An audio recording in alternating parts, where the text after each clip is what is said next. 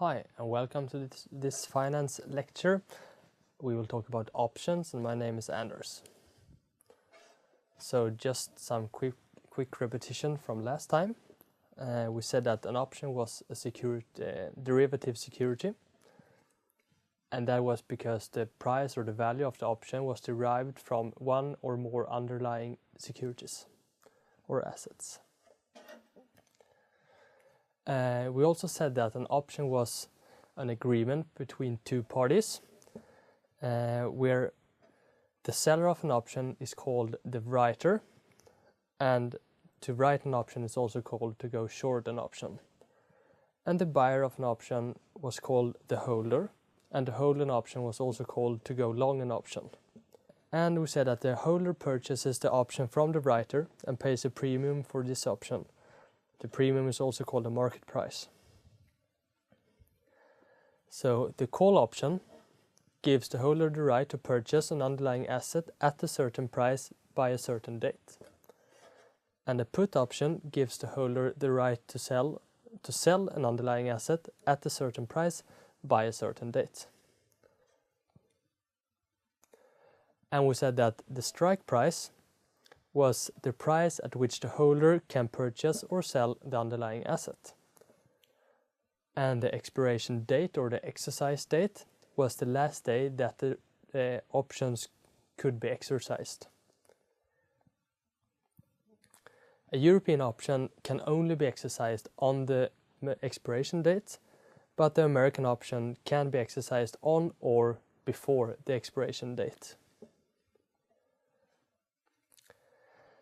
And once again, the holder has the right but not the obligation. It's important to remember that. But the seller, on the other hand, has the obligation and not the right. So the holder decides if the option is going to be exercised or not. And we said that the option value on the expiration date was the following.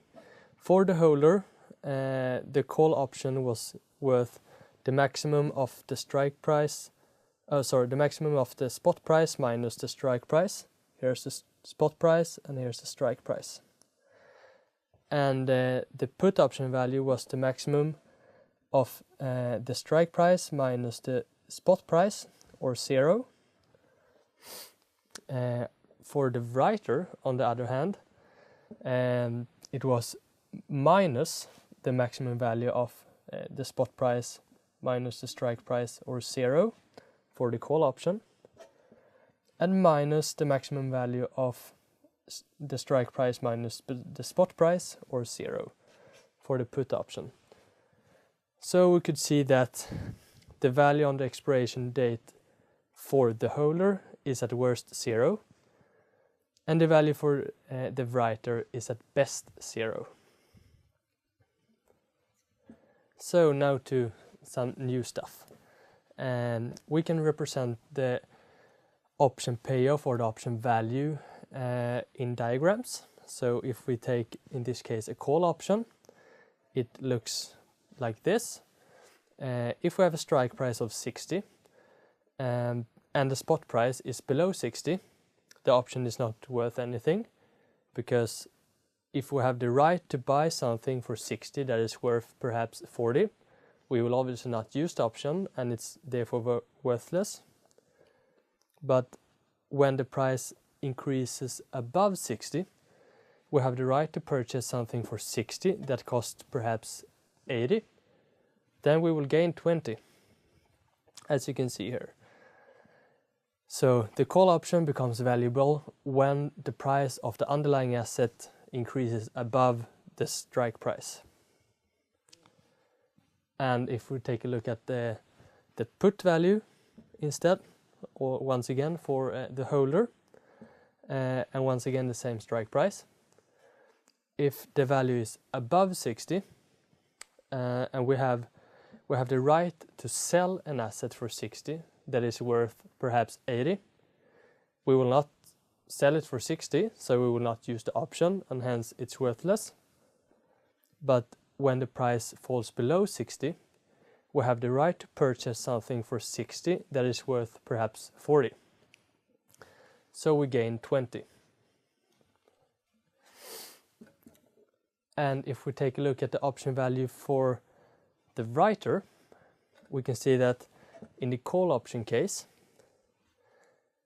when the underlying price is below 60, the owner or the holder will not use the option, while the option is worthless.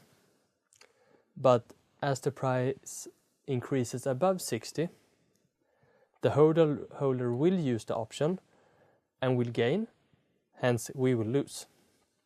If the price, for example, is 80, the holder will gain 20, while we will lose 20. And if we look at the put option case for the writer once again, we can see that when the price is above 60, the holder will not use the option. The holder will not sell the asset for 60 when it's worth 80. But when the price falls below 60, the option is now valuable for the holder. If it, for example, is 40, the holder will use the option and sell this asset to me for 60, but the asset is actually just worth 40, so I must sell it on the market for 40, and hence I lose 20. So why would someone be the writer? It seems quite stupid, because you only, at best you don't earn anything, but more likely you lose. Well, it's because of the premium. We said that the holder pays something to get this option. It is quite reasonable that you have to pay something in order to have the opportunity to buy an asset if you want to, but you don't have to. So the writer takes a price for giving the holder the right to purchase or sell an asset, and this price is called the premium. So if we, in our example, include the premium, let's say a premium of $5.15, and we, in this case, have a call option. So if the price is below 60, if the spot price is below 60, the holder will not use the option. Hence the option is worth nothing. And since we have paid $5.15, this is what we have lost so far. If we don't use the option itself is worthless, but we have already paid $5.15 for the option, so we have lost $5.15. When the price increases above 60, the option starts to be valuable and we start to gain money on the option. But it has to increase above 65.15 until we actually earn money, because that is the break-even point, so to speak. That's when we break even, nor lose nor win. So, and we could also do the same, but for the writer, and in this case a put option. So if the spot price on the underlying asset is above $60, the holder will not use the option, where the option is worth nothing. So basically we have sold an option for $5.15, but the option is worthless. So we have gained $5.15 at the moment. When the price falls below 60, the option becomes valuable and the holder will start to use the option. And when it falls below $54.85, the holder will actually make a profit, and hence we will make a loss. And this is the break-even point in this case.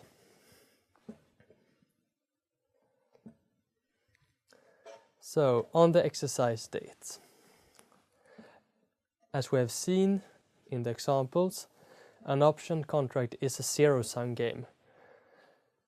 So in explanation, the holder's profit is the writer's loss. If I gain $10, the writer lose $10. And when the holder exercises the option, the writer delivers the underlying asset. However, in practice, they seldom actually deliver the asset, but you have a kind of cash settlement where if the value of the option is $10, you get $10, not the actual stock or whatever is underlying the option.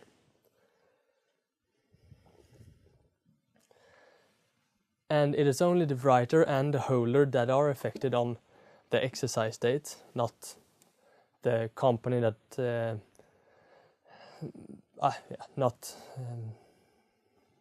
the bank, not anyone, but me and the writer.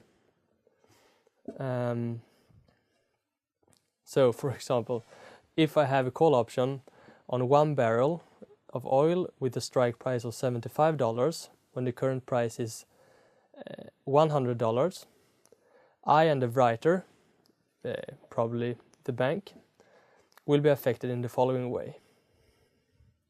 The bank as a writer will have the negative of the maximum of 100 minus 75, here the spot price minus the strike price.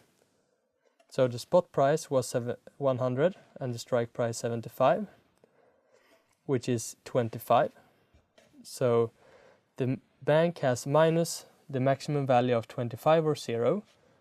25 is obviously larger than 0, so the bank has the option is worth minus $25 for the bank at the exercise date.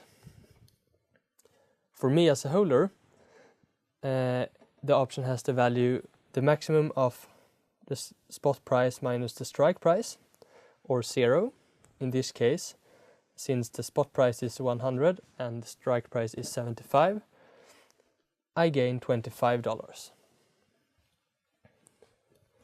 So the writer makes a loss of $25 and I makes a profit of $25. Here you can see again that it's a zero-sum game.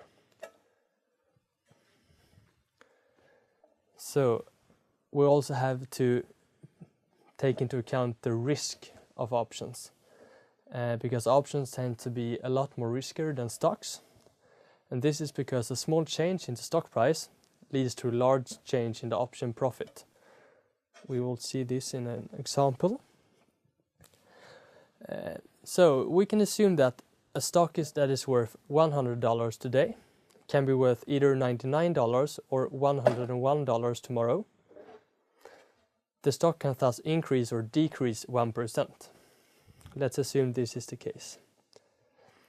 A held call option on the same stock with the same strike price of $100 will be worth the maximum of the spot price minus the strike price, or 0. Tomorrow, if the expiration date is tomorrow, we assume that. So if the stock is worth $101 tomorrow, the option is worth max of 101 minus 100, or 0, which is 1. But if the stock instead is worth $99, the option is worth 0. So if we assume that you paid $0.5 for the option, we either gain or lose 100% in one day, which can be compared to the 1% increase or decrease in the stock case. So the option profit deviates a lot more than the stock profit. And next up is some option strategies. And we will start with something called protective put, which is a held stock. Held is the same as bought. So I own the stock and I own a put option on the stock. So the held put option, as we said, if this is the strike price of the option, the option is worthless until the price of the stock decreases below the strike price. And since I've paid a premium, I make a loss until some break-even point over here. The stock price instead, well, obviously if I own the stock, if the stock increase, I make a profit. If it decrease, I make a loss. And this line, the blue line, represents the stock profit. So the net profit or the portfolio profit would look like this. And this is called the protective put. And you can see that we can gain, but we cannot lose that much. That's why it's called a protective put. We protect our asset with a put option. So we own the stock and hope for it to increase in value, but we also purchased a put option to make sure it does not decrease that much, or to make sure that we don't lose that much money if the stock decreases. And the next strategy I will talk about is called straddle. And here it's a held put option and a held call option. So you own both a put and a call option on the same stock and with the same strike price. So this is the payoff of the held call option, or the profit. So if the price is below the strike price, I will not use the option and it's worthless. So I just lose the premium. When the price rises above the strike price, I start to gain money. And for the put option, it's the reverse. When the price is above the strike price, it's worthless.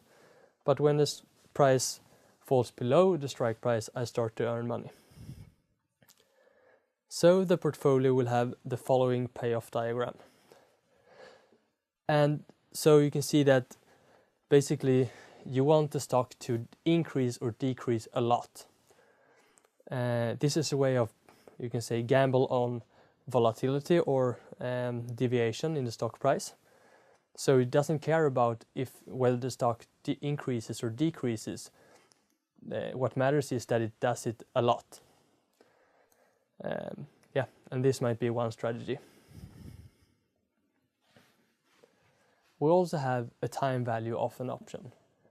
We have talked about the time value of money, and that's probably the most important concept in finance. But we also have a time value of an option. And that is because as long as there is time left until maturity, there is some probability that the price will go in the direction that we hope for. It might be a small probability, but it does indeed exist. So, this I said. The most extreme case, for example, is that, let's say that a company goes bankrupt. Well, then the stock drops to 0 immediately, and all put options will be valuable, even if it was very unlikely that the company would go bankrupt. Now it did, and the put option is very valuable.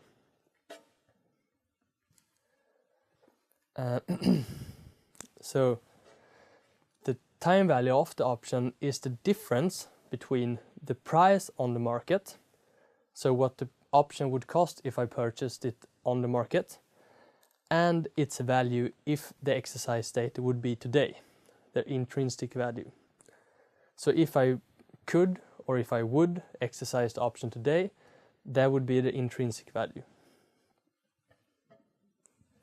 And this can be showed in a diagram, where you can see here the dotted line is the option value observed on the market. So what we would need to pay in order to purchase this option today. And the solid line is the option value if the expiration date was today.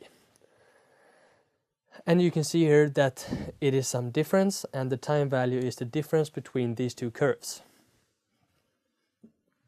And you can also see that the time value of the option tends to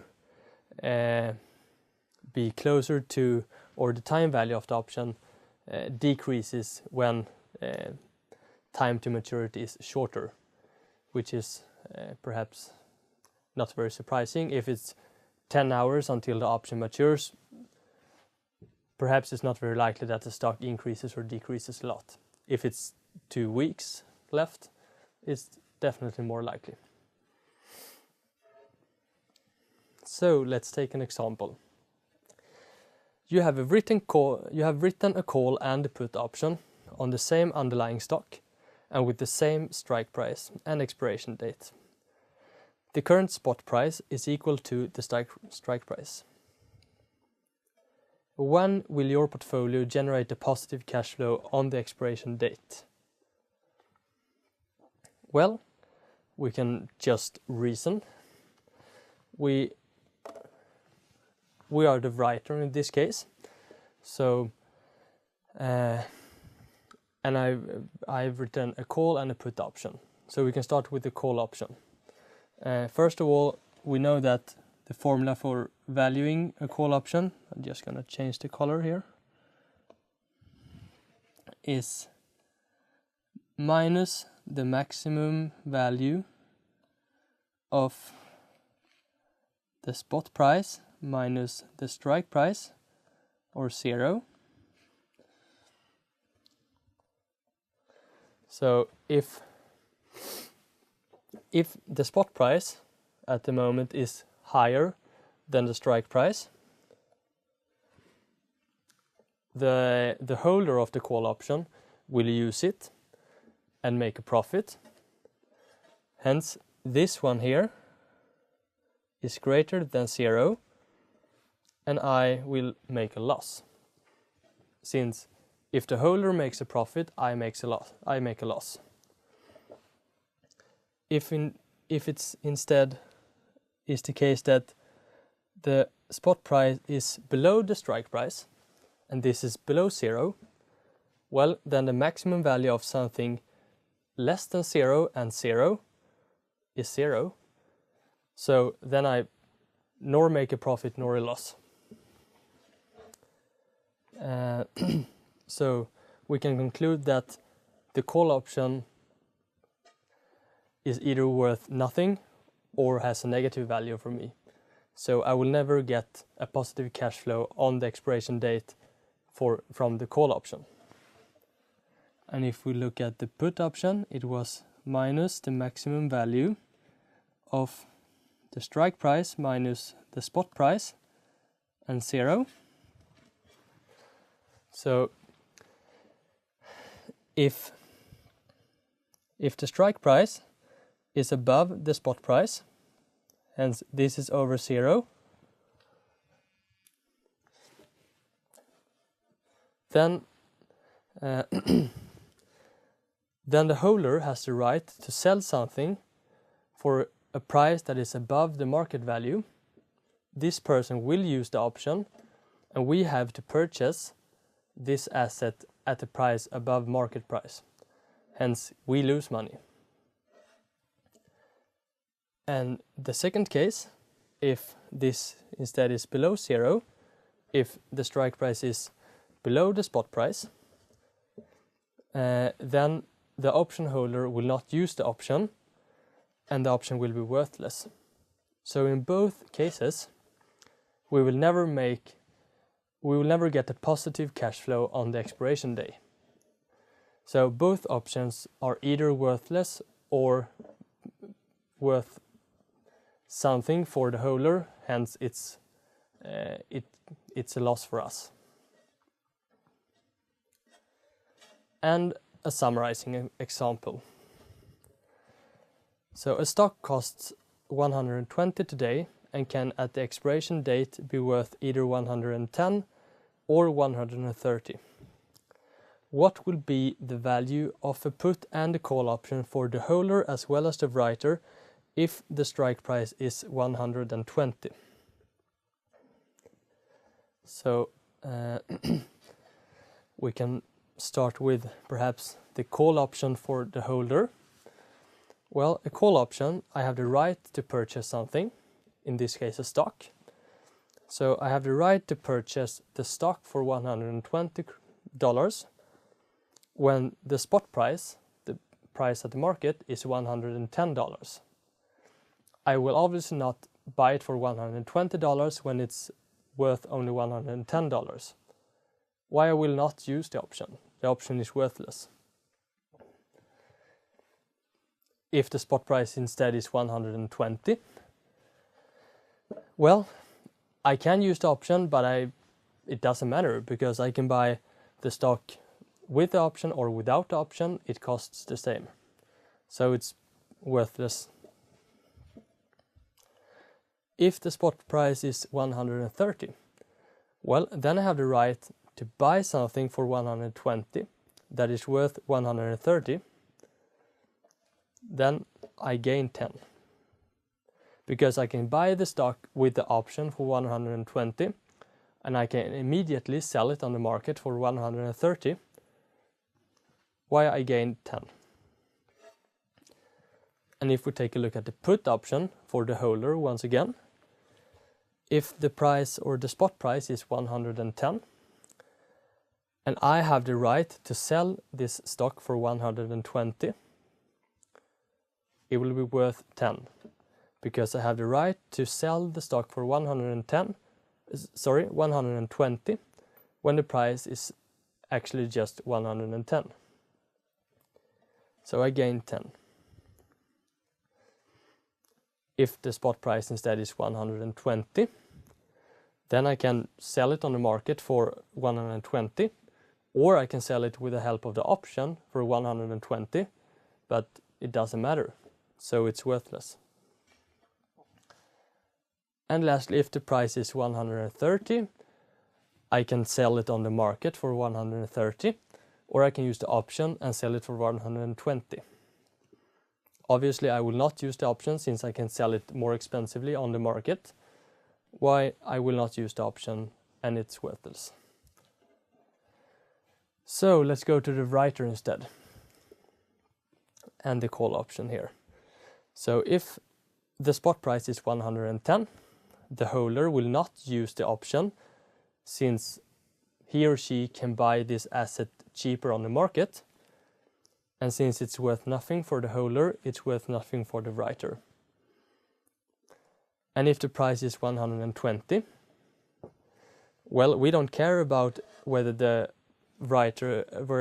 holder uses the option or not, because he or she can buy this asset at the same price in the market. So since it's worthless for the holder, it's also so for us. And if the spot price is 130, well, now the holder will use the option as we said before. The holder will buy this asset for 120 when the price is 130. Hence, we need to sell the asset to the holder for 120, but has to purchase it from the market for 130. So we need to buy it from the market for 130 and sell it for 120. Then obviously we lose $10. And last, in the put option case, if the spot price is 110, the holder will use the option. The holder will sell this asset for 120 to us when the value of the asset is only 110. So we have to buy this stock for 120 and then sell it on the market for 110. Hence we lose $10. And if the spot price is 120, as we said, then it's worthless for the holder and so also for us. And the same case if the price is 130.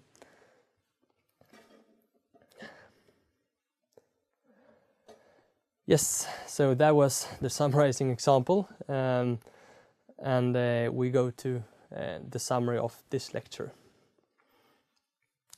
So we say that a call or a put option is a derivative security that gives the holder the right but not the obligation to buy or sell, in the put option case, an asset at a specified price called strike price on a specified day called the expiration day, The price paid for this contract is called the premium, which is the source of income for the writer. A call option will have the following value on the expiration day. The value for the holder is the maximum of the spot price minus the strike price, or 0. So if the spot price is above the strike price, the holder will use the option and purchase this asset too cheap. And the value for the writer is just minus the maximum value of the spot price minus the strike price, or 0. So if the holder uses the option and makes a profit, we make the same loss. If the holder does not use the option and the option is worthless, well, we don't make a loss. So, and the put option have the following value on the expiration day. Value for the holder is the maximum of the strike price minus the spot price, or 0. So if the strike price is above the spot price, and hence we have the opportunity to sell this stock in most cases in our course, we can sell the stock to a price that is above market price. We will thus use it and we have a positive value. If the strike price is below the spot price, we can sell it cheaper than we could on the market, which we obviously will not do, and then the value is 0. And the value for the writer is just minus our value, or the negative correspondence of our value. So if we make a profit, the writer makes the same loss. And if we don't make a profit, the writer don't make a loss. So, and that was all for today. Thank you very much.